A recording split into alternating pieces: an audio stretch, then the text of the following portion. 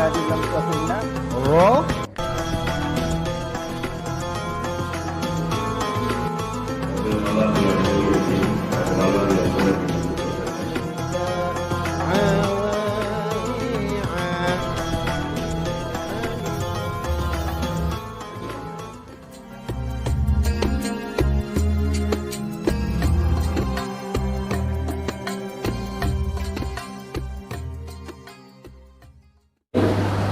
Hari ini nak ceritakan tentang adab sebelum kita cerita bab kematian, adab dan kewajipan pesakit. Sebelum mati ni adab dan kewajipan sakit. Ada ke Ustaz dah sakit pun ada adab juga? Ada. Adab dan kewajipan pesakit. Setiap manusia tidak boleh lari daripada qada dan qadar Allah Subhanahu wa taala, dan di antara ketentuan Allah Subhanahu wa taala untuk hamba-Nya ialah sakit dan mati. Sakit dan mati.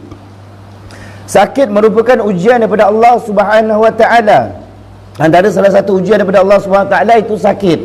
Dan ia pasti datang kepada seluruh umat manusia sebagaimana firman Allah Subhanahu wa taala di dalam surah An-Nahl ayat 61, fa idza jaa ajaluhum la yastakhiruna sa'atan wa la yastaqdimun. Bermaksud apabila sampai tempoh ajal mereka, tiadalah mereka akan dapat meminta dikemudiankan walau sesaat pun, dan tidak pula mereka akan dapat minta didahulukan. Nak mati ni tak boleh minta dikemudiankan. Minta dulu pun tak boleh. Ya Allah, ya Tuhanku, nantilah, jangan matikan aku dulu. Belum puas lagi hidup kat dunia ni. Kahwin pun tak lagi. Belum kahwin. Nantilah ya Allah, tundalah kematian aku ni. Ataupun minta apa? Minta didahulukan. Ya Allah, ya Tuhanku, matikanlah aku dulu ni ya Allah. Sesalah hidup kat dunia ni, tak ada bahagianya. Dah hidup susah macam ni, sawit ke turun harga je. Nak noreh hujan pula. Matilah macam tak apalah ya Allah. Boleh tak? Tak boleh. Tapi kalau Allah kata tiba masa ajal mati, tetap mati. Tu dia. Jadi kita kena redha setiap satu perkara yang Allah Taala beri kat kita. Sebagaimana hadis Rasulullah sallallahu alaihi wasallam, an Aisyah qalat, qala Rasulullah sallallahu alaihi wasallam, ma min musibatin tusibul muslim illa kafarallahu biha anhu hatta syaukati yushakuha. Daripada Aisyah isteri Rasulullah sallallahu alaihi wasallam, Rasulullah sallallahu alaihi wasallam bersabda, setiap kali orang Islam mendapat malapetaka, Allah mengampuni dosanya kerana malapetaka itu, bahkan yang disebabkan oleh terkena duri sekalipun. Kena duri pun malapetaka Allah Taala beri itu untuk menutup mengampuni dosa. Jadi macam mana kita hadapi malapetaka ujian yang Allah Taala beri ni? Kena duri pun Allah nak ampun dengan dosa. Goreng ikan, terpercik kat tangan, maki. Goreng ikan, sotong, puak pun dekat tangan. Apa sebut? Kadang-kadang melatah dalam kain sebut ni. Betul Betul.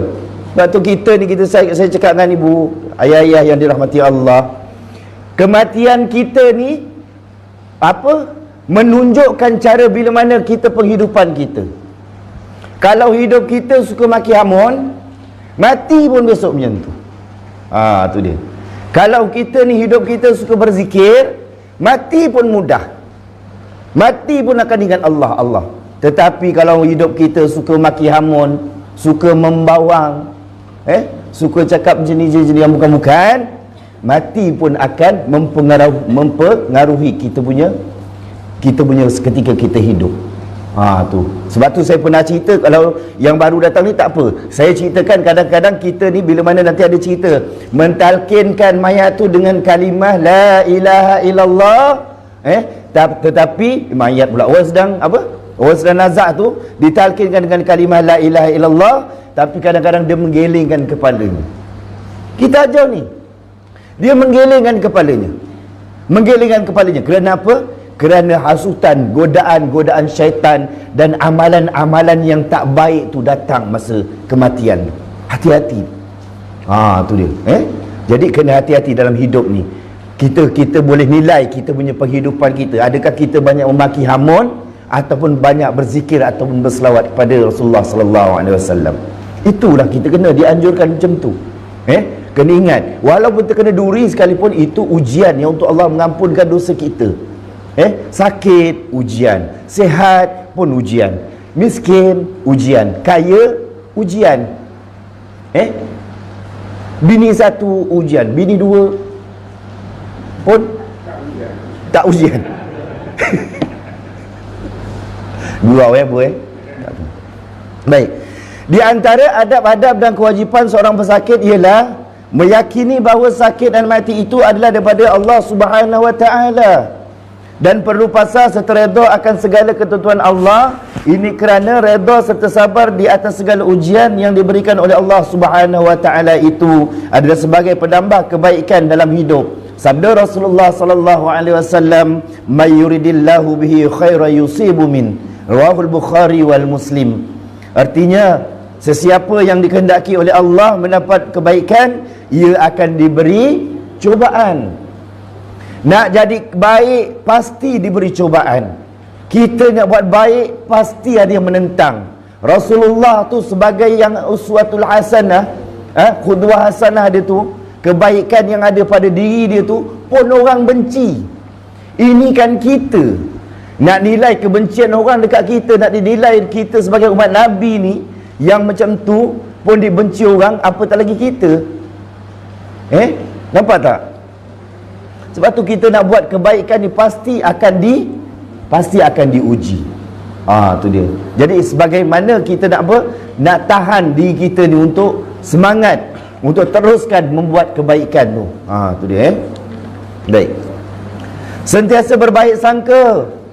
Berbaik sangka kepada Allah Subhanahu wa taala dengan yakin bahawa dosanya telah diampunkan oleh Allah Subhanahu wa taala. Sebagaimana sabda Rasulullah sallallahu alaihi wasallam, "La yamutunna ahadukum illa wa huwa yuhsinu dhanna billah." Rawahul Muslim. Janganlah seorang itu meninggal dunia melainkan dalam keadaan berbaik sangka kepada Allah.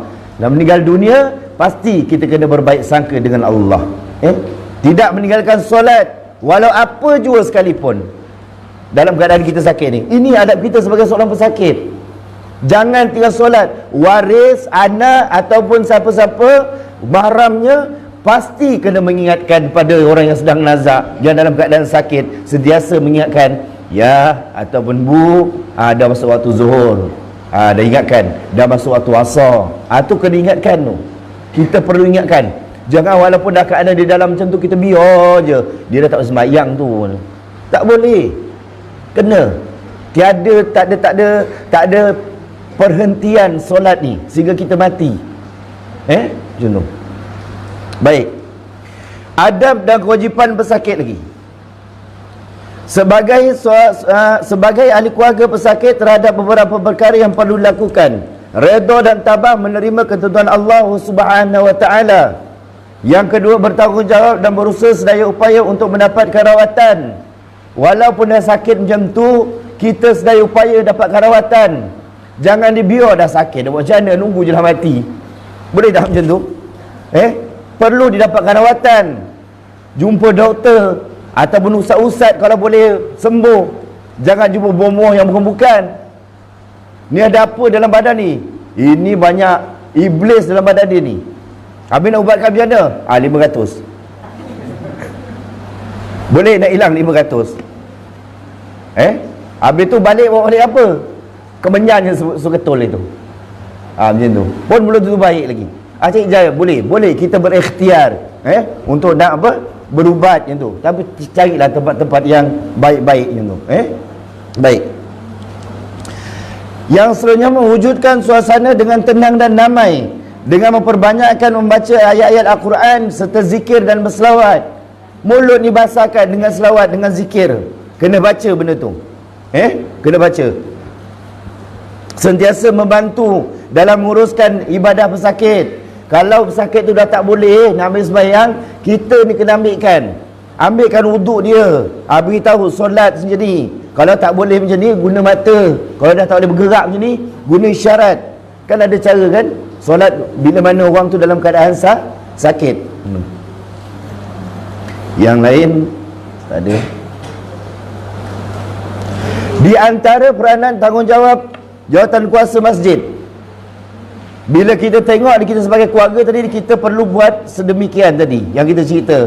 Tapi peranan sebagai ahli keluarga, ahli masjid macam mana? Ahli jawatan kuasa masjid, yang pertama sentiasa mengambil tahu ahli qaryah yang sakit dan ditimpa musibah. Kalau kampung Parit Jarum Darat yang ada sakit, kita ni sebagai ketua kampung ataupun AJK, kita perlu tahu siapa yang sakit. Bukan setakat tahu je. Apa dalam kitab ni cakap? Merangka program ziarah. Merangka program ziarah ke rumah, mengikut giliran khas ke rumah ahli qaryah yang sedang sakit. Kena pergi. Dengan sepakat jemaah semua surau, pergi rumah orang sakit tu. Ziarah pada waktu yang sesuai. Saya yakin kampung Parit Jarum Darat ni orangnya hebat. Sebab tu muka saya asyik diviralkan aja. Ni video lagi. Banner kat luar sebesar-besar tidak. Dah macam majlis Maulid Nabi. Nak masuk pun takut, selalu tak rasa macam ni. Ni cerita dia ni. Hebat. Jadi tambahkan lagi program tambahkan program lagi ziarah. Kita tengok siapa yang sakit. Jadi boleh jadi satu contoh kepada kampung-kampung yang lain macam tu. Bagus. Dimulakan. Mulakan. Jadi kita ni bila mana sepakat bila mana tempat agama, satu pusat Islam contoh macam surau atau masjid dijadikan, digabungkan antara orang tua dengan muda, insya-Allah jadi yang terbaik. Tu dia. Baguslah. Boleh jadikan contoh kampung ni, tengok. Aktif macam-macam yang boleh buat ni, bagus you know. Baik. Yang seterusnya buat apa? Dah buat program ziarah. Kemudian peranan imam apa benda? Membuat solat hajat, membaca Yasin dan doa untuk kesejahteraan ahli qaryah, mendoakan baik-baik, jangan doakan tak baik. Siapa? Si fulan tu dah sakit. Sakit padan muka dia, dulu hidup kau main lagi, naik motor dia up daripada darat ke Baru, naik motor mulut canang atau orang. Kita pula nak nambah lagi. Jangan doakan kebaikan. Yang seterusnya, sentiasa menziarahi ahli keluarga pada masa yang sesuai, dengan tujuan untuk menenangkan ahli keluarga pesakit dan menasihatkan mereka agar bersabar dan berdoa kepada Allah Subhanahu Wa Taala untuk kesejahteraan pesakit. Bersabar. Datang pun kena tengok waktu yang sesuai. Datang kena tengok waktu sesuai. Jangan pukul 2 pagi. Kita buat ziarah, program ziarah jom, tapi lain sikit. Orang biasa kalau program ziarah siang, dia cuba kita buat malam pula pukul 2 pagi. Memang kuali atas kepala. Jangan buat macam tu. Pada waktu yang sesuai. Itulah adab-adab kita sebagai seorang pesakit. Pasrah setereda, siap ketentuan Allah. Jangan mati selagi kita tidak berbaik sangka kepada Allah Subhanahu Wa Taala. Dan yang keseluruhnya tadi apa? Peranan untuk utama ahli jawatan kuasa masjid ataupun surau.